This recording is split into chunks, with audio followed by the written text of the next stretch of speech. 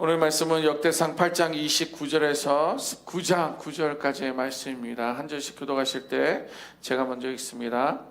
기브온의 조상 여이엘은 기브온에 거주하였으니 그 아내의 이름은 마아가며 장자는 압돈이요 다음은 술과 기스와 바알과 나답과 그돌과 아히오와 세겔이며 미글롯은 시마를 낳았으며 그들은 친족들과 더불어 마주하고 예루살렘에 거주하였더라. 넬은 기스를 낳고 기스는 사울을 낳고 사울은 요나단과 말기수아와 아비나답과 에스바를 낳았으며 요나단의 아들은 무리바알이요 무리바알은 미가를 낳았고 미가의 아들들은 비돈과 멜렉과 디레아와 아하스이며 아하스는 여호와따를 낳고 여호와따는 알레멧과 아스마웻과 시므리를 낳고 시므리는 모사를 낳고 모사는 비느하를 낳았으며 비느하의 아들은 라바요 그의 아들은 엘르아사요 그의 아들은 아셀이며 아셀에게 6 아들이 있어 그들의 이름은 이러하니 아스리감과 보그르와 이스마엘과 스아랴와 오바댜와 하나니라. 아셀의 모든 아들이 이러하며 그의 아우 에색의 아들은 이러하니 그의 맏아들은 울람이요 둘째는 여우스요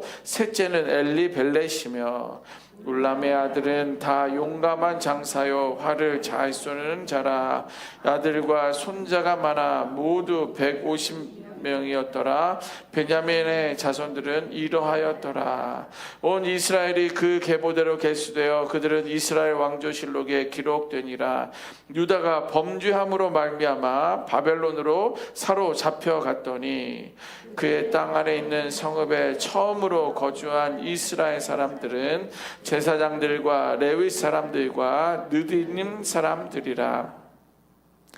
유다 자손과 베냐민 자손과 에브라임과 므낫세 자손 중에서 예루살렘에 거주한 자는 유대 아들 베레스 자손 중에 우대이니 그는 암미우스의 아들이요 오므리의 손자요 이므리의 증손이요 바니의 현손이며 실로 사람 중에는 맏아들 아사야와 그의 아들들이요 세라 자손 중에는 여우엘과 그 형제 690명이며 베냐민 자손 중에는 하스 누아의 증손 호다위아의 손자 무슬람의 아들 살루요 여로함의 아들 이브느야와 미그리의 손자 우시의 아들 엘라요 이브니야의 증손 르우엘의 손자 스바냐의 아들 무슬람이요. 함께 읽겠습니다. 또 그의 형제들이라 그들의 계보대로 계수하면 956명이니 다 종족의 가문의 우두머리들이었더라. 아멘. 오늘 본문에도 수많은 사람들의 이름들이 나옵니다. 역대기 말씀이 시작되면서 거듭 강조하고 있는 것 가운데 하나는 그들이 어떠한 삶을 살았는지 그 이름들에 대해 우리는 거의 아는 것이 없습니다. 그러나 분명한 사실 하나는 무엇입니까?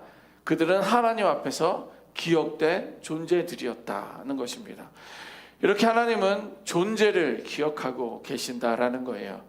우리가 보기에는 무명이고 기록할 만한 일이 없는 사람들처럼 그냥 이름들을 나열한 것처럼 보여도 하나님 앞에는 결코 사소한 인생은 없다라는 것입니다. 이렇게 하나님과의 관계에 있다라는 것은 무슨 말이냐면 하나님을 늘 의식한다라는 거예요. 그리고 하나님과 연결되어 있는 것을 말할 때 우리는 하나님과 관계하고 있다라고 이렇게 표현을 합니다.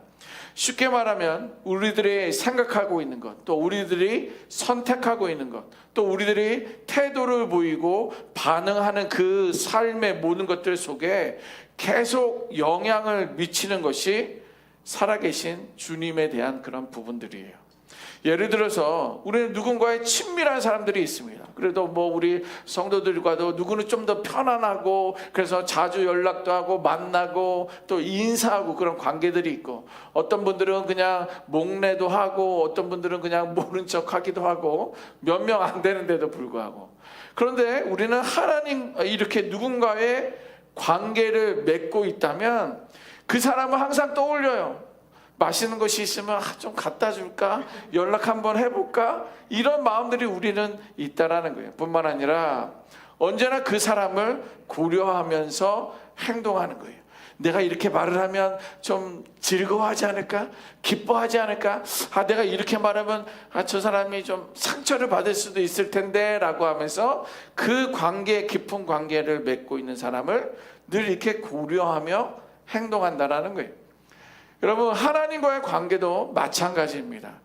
보이지 않지만 그분을 늘 의식하면서 살아가는 것이 바로 관계한다라고 표현하는 거예요.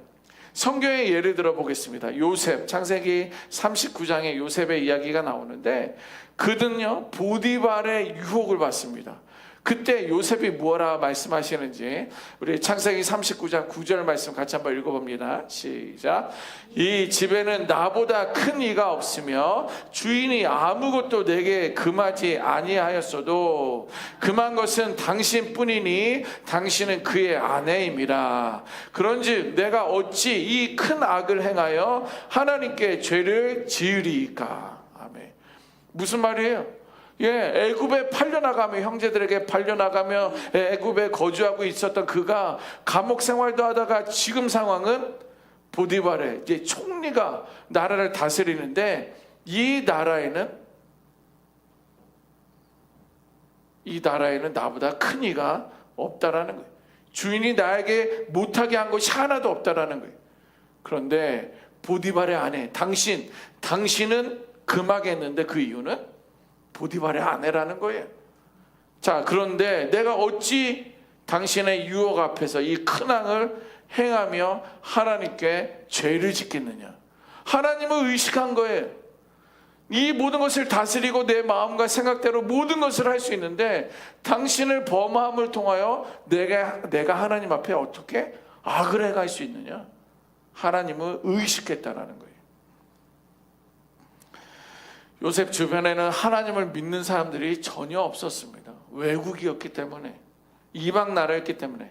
그러나 그는 하나님을 의식하고 하나님을 선택하며 구별된 삶을 살려고 했었던 것은요, 그가 하나님의 관계 속에 살았기 때문에 그렇다라는 거예요. 다윗 생각해 보십시오. 사무엘상 17장 보면 어린 다윗은 골리앗 앞에서 단순히 용감했던 사람이 아닙니다. 사무엘상 17장 45절 같이 한번 읽어봅니다. 시작.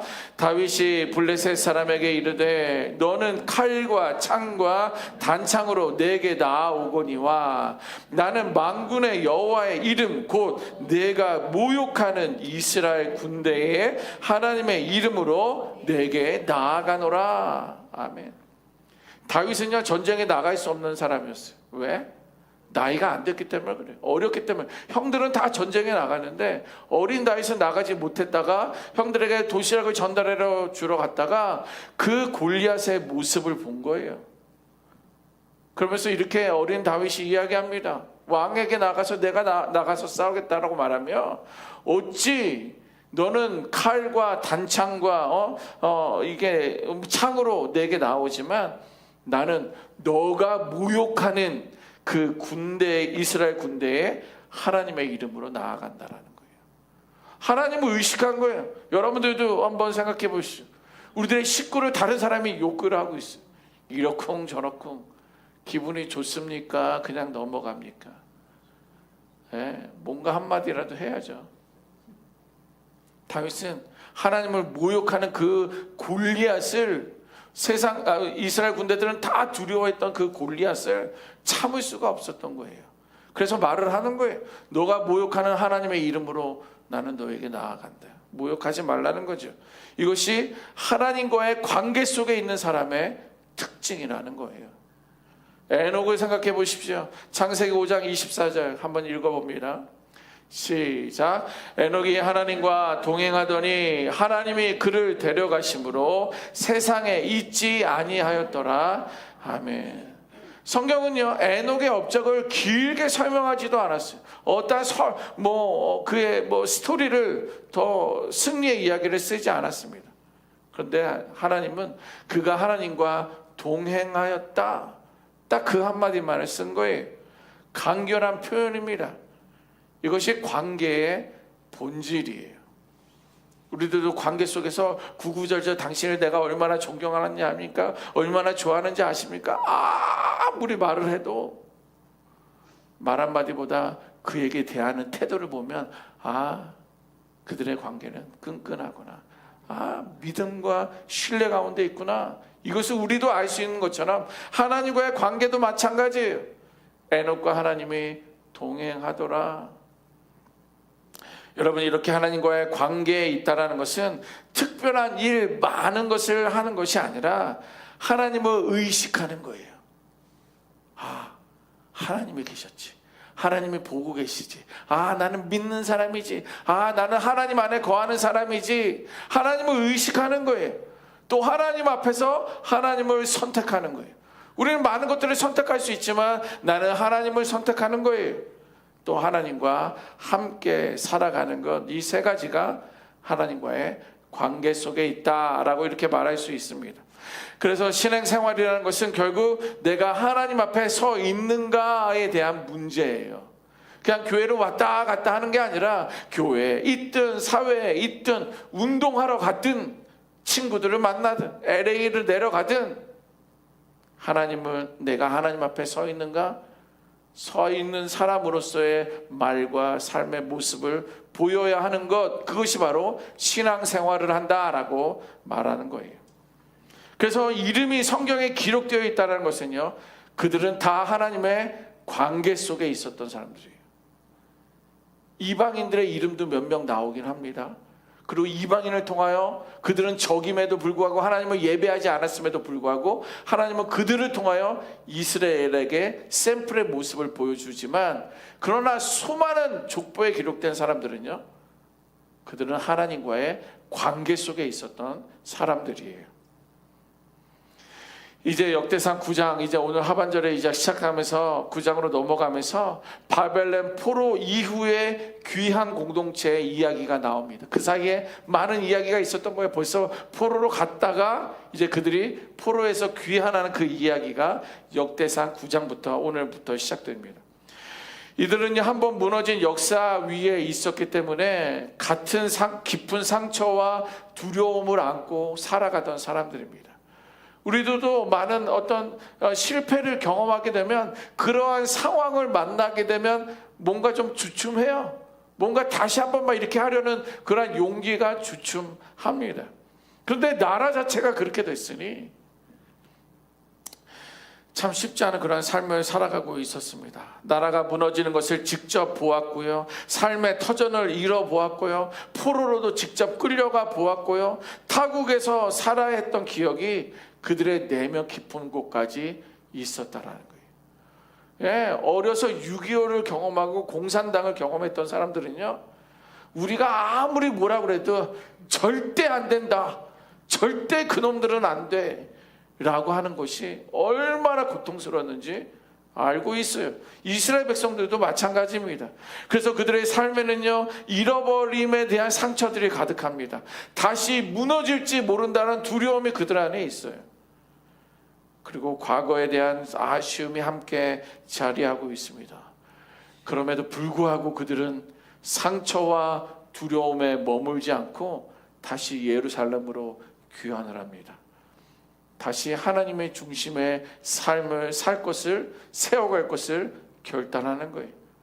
그리고 하나님은 그들의 계보를 이어가고 계신다라는 거예요. 여러분, 이 점은 매우 우리에게 중요합니다. 왜? 우리도 실패의 삶을 살아왔었거든요. 살아갈 수도 있거든요, 앞으로. 자, 그런데 그것이 끝이 아니다라는 거예요. 하나님의 역사 속에는 결코 그렇지 않다라는 거예요. 하나님 안에서, 하나님의 역사 안에서. 그래서 하나님은 무너진 자리에서 다시 시작하시는 분이에요. 그러므로 중요한 것은 과거의 영광이나 실패가 아니라 지금 내가 하나님과 어떤 관계 속에 있느냐라는 것입니다. 에스라를 떠올려 보십시오. 에스라는요, 포로 이후에 돌아온 공동체 가운데 무너진 신앙의 중심을 다시 세웠던 사람이 에스라예요. 그는 근데 무너진 성전을 보면서 자 여러분 성전을 세웁시다. 다시 벽돌을 가져오세요. 다시 한번 헌신해서 우리의 믿음과 신앙을 세웁시다라고 성전을 먼저 세웠던 사람이 아니에요. 율법을 가리킵니다. 우리는 무너진 성전보다 무너진 예배의 삶, 우리들의 믿음을 다시 세워야 한다. 말씀을 다시 세워야 한다라고 선포하며 가르쳤던 사람이에요. 이것의 핵심은 무엇입니까? 건물이 아니라 관계라는 거예요. 뭐 여기 우리 교회 와봤던 사람들은 교회 좋네요, 넓으네요, 편안하네요 이런 이야기들을 하는데 이 안에 살고 있는, 이 안에서 믿음 생활하는 저와 여러분들은 이 건물에 대한 만족도보다도 하나님과의 관계가 더 친밀해야 될 줄 믿습니다. 네. 이런 거는 이미 우리에게 주어졌으면 더 우리는 하나님과의 관계 속에서 친밀해야 되는 거예요. 에스라가 그것을 보여준 겁니다. 건물이 아니라 하나님의 관계가 먼저 중요했기 때문에 율법을 가르치고 말씀을 다시 붙들라고 가르쳤던 거예요. 무너진 예배는요, 구조가 아니라 말씀의 회복입니다. 또 느헤미야를 생각해 보십시오. 그는 이제 성벽이 무너진 성벽을 보게 됩니다. 무너진 성벽을 보면서 귀환에 왔더니 성벽들이 다 무너진 거예요. 그러면서 눈물을 흘리며, 눈물의 선지자라는 이야기, 예레미야죠. 그는 눈물을 흘리게 되는데 느헤미야는요, 그는 무너진 성벽 때문에 울었던 것이 아니라 하나님의 이름이 조롱받는 그 현실에 대해서 눈물을 흘리고 있었던 거예요. 여러분, 에스라가 보여준 것은 예배의 회복이고 느헤미야가 보여주었던 것은 삶의 회복입니다. 오늘 이 아침에 나와 예배하는 저와 여러분들은요, 예배의 회복이 시작되어야 될 줄 믿습니다. 그 예배를 통해 삶의 회복이 시작되어야 될 줄 믿습니다. 둘의 공동점이 있습니다. 그것은 뭐예요? 하나님은 무너진 구조보다도 하나님과의 관계를 다시 세우기를 원하신다라는 거예요. 여러분, 이렇게 우리 하나님은 무너진 예배와 무너진 삶 위에 하나님과의 관계를 회복하시며 역사를 다시 여시는 분이세요. 그러므로 이 관계 속에서 이름이 기록된다라는 것은, 오늘도 수많은 이름들이 기록된다는 것은, 그리고 저와 여러분들의 이름이 기록된다는 것은 우리들의 삶 전체가 하나님 앞에 드려졌다라는 의미이고 우리의 삶도 하나님께 드려진 삶이 되어야 할 줄 믿습니다.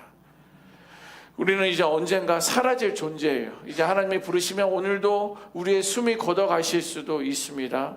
언젠가 사라질 존재이지만 하나님 앞에서 살아간 삶은 결코 사라지지 않는다라는 거예요. 생명책에 기록되어 있고 나의 삶은 하나님께서 일일이 다 기억하고 계신다라는 거예요. 따라서 인생은 일상의 지속적인 순종입니다. 지난주에도 말씀을 나눴지만 일상의 지속적인 순종이 이름 없이 살아가는 것 같아도 하나님 앞에서는 가장 분명히 기억된 바 되는 거예요. 그러므로 그렇게 오늘도 여러분들 각자의 삶에서 묵묵히 하나님을 향해 서 있는 삶으로, 관계하는 삶으로 하나님께 기억되는 인생을 살아가시기를 주님의 이름으로 축원합니다. 아멘. 기도하겠습니다.